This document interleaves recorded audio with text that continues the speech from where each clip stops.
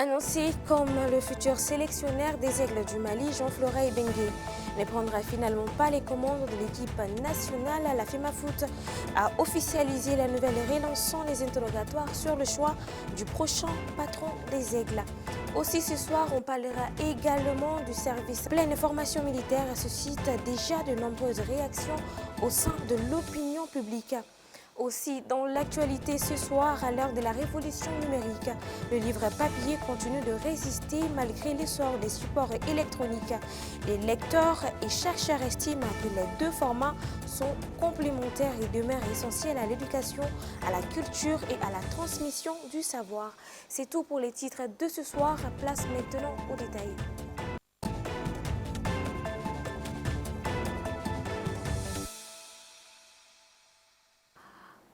Bonsoir et bienvenue dans ce 19h30 sur M7 TV. Comme nous l'avions annoncé dans les titres, service militaire obligatoire, 40 nouvelles recrues radiées pour insubordination.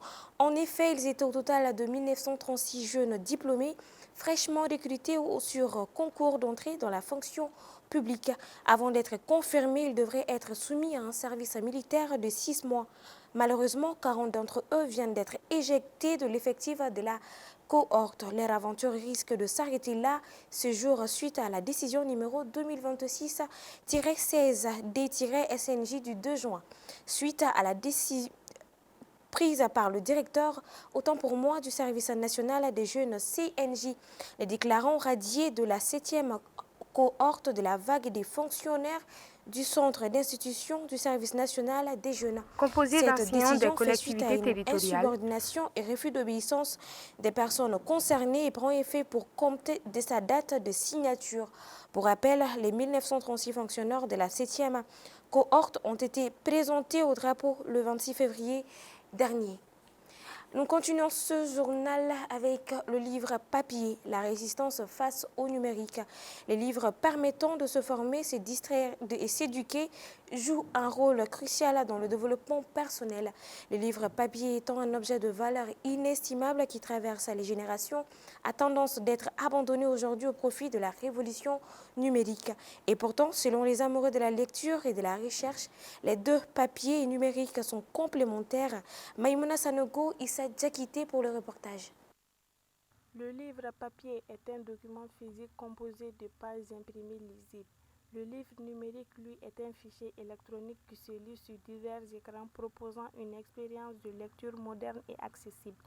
Bien que la révolution numérique soit considérée comme une bibliothèque de poche à emporter partout, il ne peut pas remplacer le livre papier, mais il le complète selon plusieurs personnes. Aujourd'hui, quand les gens font la recherche, souvent la thèse ou le master, on se contente des résumés qu'on peut faire avec les outils numériques ou ce que les outils numériques offrent. On se contente de ça pour essayer d'analyser un fait, alors que si c'est les livres physiques, on aurait pu mener une lecture qu'on appelle approchée. Il y a une lecture distante et une lecture approchée. La lecture approchée, c'est vraiment ce qui apporte beaucoup d'impact sur la connaissance de l'objet qu'on étudie. Alors la lecture distante, c'est que c'est des résumés, ça et là. Tu dis telle personne a fait un travail sur ça, telle autre personne a fait un travail sur ça, mais en profondeur, tu ne peux pas discuter de ces travaux-là. Ça aussi, c'est l'inconvénient un peu des livres numériques. Mais tout compte fait, le numérique n'est pas un choix. Le numérique s'est imposé de lui-même. Ce n'est pas que les gens ont choisi le numérique, le numérique s'est imposé de lui-même. Et c'est à nous de tirer les parties, en tout cas tirer profit de ce que le numérique offre. D'abord, il faut signaler qu'un média efface difficilement, sinon un média n'efface pas un autre média. Ça veut dire que le livre va exister, bien que nous ayons le numérique. Et selon les statistiques actuelles, dans les pays développés, nous constatons que l'édition numérique est entre 13 et 15%. Au Mali, ici, par exemple, ça ne vaut pas du tout cela. Et il n'y a qu'un seul éditeur de livres numériques au Mali actuellement, Bibouk. Donc, nos livres à 99%, voire à 100% sont en version papier. Donc, le livre papier a encore de beaux jours devant lui, au Mali, aussi bien qu'à l'étranger. En plus de cela, ce qu'il faut savoir, c'est que le numérique doit être considéré comme un complément du livre papier. Les deux ne doivent pas être opposés. Et ce qu'on n'a pas à travers le livre papier, si on peut l'accéder à partir de livres numériques, ce serait une très bonne chose. Donc les deux doivent se compléter. Donc je ne vois pas d'opposition, mais de complémentarité entre les deux médias. L'objectif essentiel, que ce soit livre numérique, livre papier, l'objectif essentiel, c'est l'accès à l'information, l'accès à la connaissance. Donc, quel que soit le moyen. On rappelle volontiers que la lecture des livres est très importante pour l'amélioration des compétences chez les apprenants. Selon moi, la lecture est beaucoup avantageuse pour les élèves. Ça leur permet de nourrir leur vocabulaire, d'enrichir leurs connaissances, de développer leur écrit ainsi que l'oral, de pouvoir communiquer intellectuellement dans les débats, lors des exposés et de pouvoir s'exprimer facilement sans pour autant bégayer. Personnellement, j'ai lu Sundiata ou l'épopée Mandingue. Je n'étais pas dans l'histoire, mais j'ai vécu l'histoire en lisant les livres. J'ai connu certaines réalités que je n'ai même pas pu voir dans le dessin animé en question. La manière dont l'histoire a été prédite, comment s'est passée l'enfance de Sundiata, les misères qu'il a vécu avec sa mère jusqu'aux guerres avec Soumahoro, la paix est venue à Kirina, tout comme ça. Alors, avec la révolution numérique, on ne peut avoir les livres sans se déplacer à la bibliothèque et les partager avec d'autres sans les perdre. Mais à noter que l'essentiel est que chacun offre une expérience de lecture différente et répond aux besoins spécifiques selon les profils de lecteurs. Dans le cadre des activités d'après-âge 2026, les pèlerins de STV Voyage ont effectué hier lundi 1er juin une grande ziara dans la ville sainte de Makka. Cette visite spirituelle a permis aux fidèles de découvrir plusieurs sites historiques liés à la vie du prophète Mahomet, paix et salut sur lui, et au début de l'islam. Cette ziara a été un moment de recueillement, d'enseignement et de renforcement de la foi pour les pèlerins. Commentaire Bakary MCDB, l'image STV Voyage. Cette ziara des pèlerins de STV Voyage sur la terre sainte de Makka intervient après une semaine d'intenses d'activités religieuses liées à l'accomplissement du Hajj 2026. Elle a débuté au niveau de la montagne de Jabal Sahour, un lieu historique de l'islam où le prophète, paix et salut sur lui, s'est retranché au moment où les Qurayshis avaient décidé d'attenter à sa vie.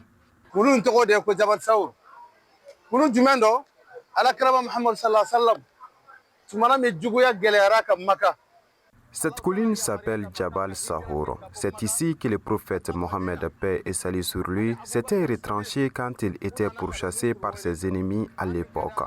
Ici, Dieu l'avait ordonné de faire l'Hijra, c'est-à-dire quitter Makka pour Madina. Il est venu sur cette montagne avec Abu Bakr Siddiq, le bien-aimé d'Allah, et c'est comme ça qu'il a été sauvé.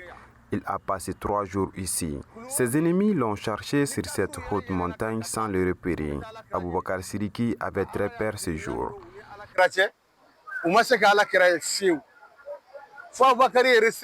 Le second lieu visité a été celui de Jabal Rahma, au mont Arafat, là où la religion musulmane s'est définitivement relevée un 8 mars 632. Yande Arafat, Yande Yoroe, Allah Erebe Woso Meleko Nani. Ici, c'est Jabal Rahma ou le mont Arafat. C'est là où Dieu s'est glorifié de ses anges. C'est le lieu de la rencontre de notre père Adam et notre mère Hawa. Encore, c'est le lieu où le prophète Ibrahim avait reçu des enseignements de la part de l'ange Gabriel. Je peux vous assurer que c'est un privilège de pouvoir visiter ces sites. À travers cette ziara, les pèlerins poursuivent leur excursion spirituelle dans un climat de détente, de fraternité et de dévotion, tout en profitant pleinement des enseignements reçus sur l'histoire de la religion musulmane.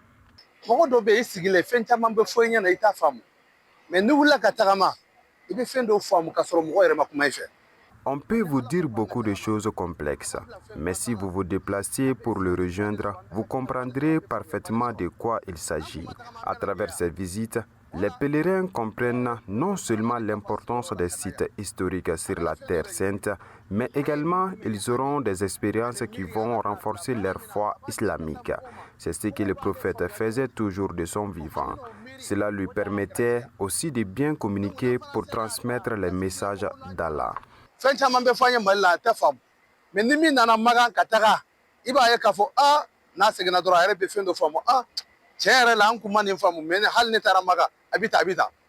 activité s'inscrit dans le programme d'accompagnement spirituel mis en place par STV Voyage, permettant aux pèlerins de mieux comprendre non seulement les rites du pèlerinage, mais aussi l'histoire des lieux saints de l'islam. Qu'Allah nous gratifie de par sa miséricorde. Nous continuons toujours ce bulletin d'information dans le chant épique et équestre de Bamako qui a vibré le dimanche 31 mai 2026 au rythme du prestigieux Grand Prix PMU Mali 2026 organisé par la Fédération malienne de hippisme et des sports équestres et soutenu par le PMU Mali, sponsor officiel. Cet événement a une fois de plus démontré la passion et l'engouement pour les sports équestres. Aliou Sidibé était pour Renouveau TV. Regardons. Dès les premières heures de l'après-midi, une foule nombreuse et enthousiaste a convergé vers le champ de course. Impatient d'assister à cette grande fête du cheval, parmi les personnalités présentes figuraient des autorités administratives de haut rang, des acteurs majeurs du monde épique, des propriétaires d'écuries renommés, des éleveurs, des jockeys aguerris et bien sûr des milliers de passionnés. C'est avec un immense plaisir et une profonde fierté que je prends la parole aujourd'hui à l'occasion du Grand Prix PMU Mali 2026, événement majeur du calendrier hippique national, symbole vivant de notre attachement aux valeurs sportives, culturelles et traditionnelles du Mali. Permettez-moi, avant tout propos, d'adresser mes sincères félicitations à la Fédération malienne du hippisme et des sports équestres pour les efforts remarquables qu'elle déploie en faveur de la promotion et du développement des disciplines hippiques et équestres dans notre pays. Je voudrais également saluer l'ensemble des propriétaires, éleveurs, jockeys, entraîneurs et passionnés du monde hippique qui, par leur engagement quotidien, contribuent à faire rayonner cette noble discipline. Donc ce que je veux dire, monsieur le directeur, c'est combien nous sommes liés au PMU. Tous les remerciements vont à l'endroit du PMU Mali, parce que tout ce que nous faisons au Mali aujourd'hui, c'est grâce à l'argent que le PMU nous met à disposition pour faire les compétitions et donner des subventions aux ligues à l'intérieur pour qu'on puisse avoir des compétitions à tous les niveaux dans tout le pays. Et vous êtes à remercier par rapport à ça, je vous dis grand merci. Après une lutte acharnée, le cheval Ferrari, monté par le jockey Malamine Sidibé, qui a franchi les premières lignes d'arrivée, s'adjugeant ainsi les titres tant convoités. Une victoire célébrée avec ferveur par son équipe et l'ensemble du public. Le Grand Prix du PMU Mali est aujourd'hui bien plus qu'une compétition sportive. En tant que sponsor officiel de la Fédération malienne du hippisme et des sports équestres, le PMU Mali est fier d'accompagner cette grande compétition à travers la subvention. Notre ambition est claire, contribuer durablement à la modernisation et au développement de la filière hippique malienne. Cet accompagnement vise notamment l'amélioration des conditions d'organisation des compétitions, le renforcement des capacités des acteurs du secteur, l'encouragement des éleveurs et propriétaires, ainsi que l'amélioration de la race chevaline au Mali. Monsieur le directeur général, la collaboration qui nous lie avec le PMU Mali est devenue quelque chose de légendaire. C'est connu de tous. Ce que nous faisons au niveau de la Fédération malienne des sports équestres, c'est du professionnalisme. On a des jockeys qui ont été formés au Maroc, qui ont été compétir au Maroc et ont même eu des trophées. Je me rappelle la dernière fois, j'étais avec le DG et on a un jockey qui a pris le trophée sous ses yeux et il en était vraiment très fier. Ce Grand Prix PMU Mali 2026 a non seulement offert un divertissement de qualité, mais a également souligné l'importance de la filière équinée au Mali. promettant déjà une édition 2027 tout aussi spectaculaire.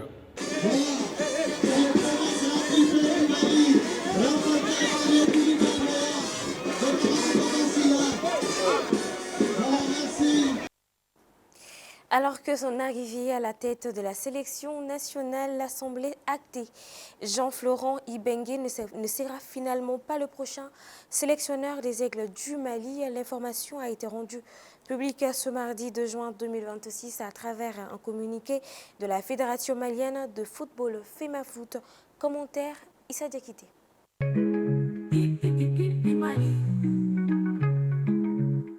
Selon les documents, le comité exécutif de la FEMAFOOT avait porté son choix sur le technicien congolais à l'issue du processus de recrutement lancé entre le 28 avril et le 26 mai 2026 pour le poste de sélectionneur national. Après plusieurs phases d'évaluation et de discussions avancées sur les modalités de collaboration, les deux parties semblaient proches d'un accord définitif. Toutefois, dans la soirée du lundi 1er juin 2026, Jean-Florent Ibenge a informé la fédération qu'il ne pourrait finalement pas rejoindre la sélection malienne. Il a justifié sa décision par des raisons familiales. Prenant acte de ce désistement inattendu, la FEMAFOOT a exprimé ses vœux de réussite à l'entraîneur pour la suite de sa carrière professionnelle. Malgré ce revers, l'instance dirigeante du football malien se veut rassurante. Elle a affirmé que les démarches se poursuivent activement afin de trouver dans les meilleurs délais un sélectionneur capable de répondre aux ambitions et aux objectifs assignés aux Aigles du Mali. Cette annonce intervient à un moment crucial pour la sélection nationale, engagée dans plusieurs échéances importantes. Les supporters maliens attendent désormais avec impatience l'identité du futur patron du banc des Aigles, appelé à conduire l'équipe vers de nouveaux succès sur la scène continentale et internationale.